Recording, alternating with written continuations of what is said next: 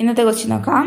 BEDC MPON ഈ ഒരു ബന്ധം ഉപയോഗിച്ചിട്ട് അടുത്ത റിലേഷൻ കണ്ടുപിടിക്കണം. GJIHൻ്റെ റിലേഷൻ എന്താണെന്ന് കണ്ടുപിടിക്കണം. അപ്പോൾ നോക്കാം, ഇവിടെ എഴുതാണ് BEDC. ഇതെന്തായിട്ട് മാറി എന്ന് പറഞ്ഞത് MPON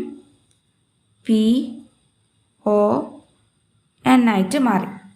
അപ്പോൾ ബിയിൽ നിന്ന് എം ആവണമെങ്കിൽ എത്ര വ്യത്യാസം ഉണ്ടെന്ന് നോക്കുക. ബി ഇവിടെ കിടക്കണ്, എം ഇവിടെ കിടക്കണം. അപ്പോൾ ബിയിൽ നിന്ന് എമ്മിലേക്ക് എത്ര ദൂരം ഉണ്ടെന്ന് ഒന്ന് അതിനിടയിലുള്ള ലെറ്റേഴ്സ് നമുക്കൊന്ന് എണ്ണി നോക്കാം. അപ്പം ക്വസ്റ്റ്യൻ പേപ്പർ കയ്യിൽ കിട്ടാൻ നമുക്ക് കുറച്ച് സമയം ഉണ്ടാവും. ആ സമയത്ത് നമ്മൾ എന്ത് ചെയ്യുക, ബാക്കിലുള്ള ആ സ്പേസിൽ A to Z വരെ ഒന്ന് എഴുതി വെച്ചേക്കാം, എന്തായാലും ആവശ്യം വരും. ഓക്കെ, അപ്പോൾ നോക്കാം. ബിയിൽ നിന്ന് എമ്മിലേക്ക് എത്ര ലെങ്ത് ഉണ്ട്? 1 2 3 4 5 6 7 8 9 10 11.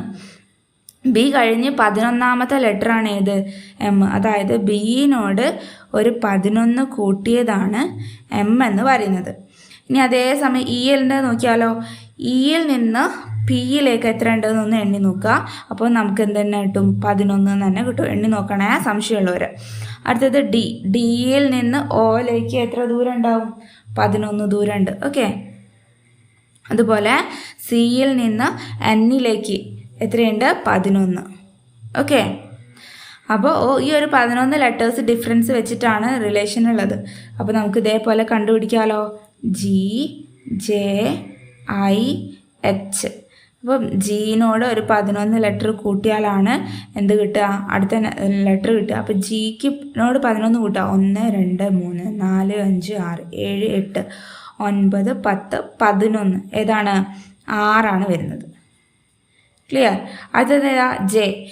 ജെ കഴിഞ്ഞിട്ട് എണ്ണ. 1 2 3 4 5 6 7 8 9 10 11. ഏതാണ്?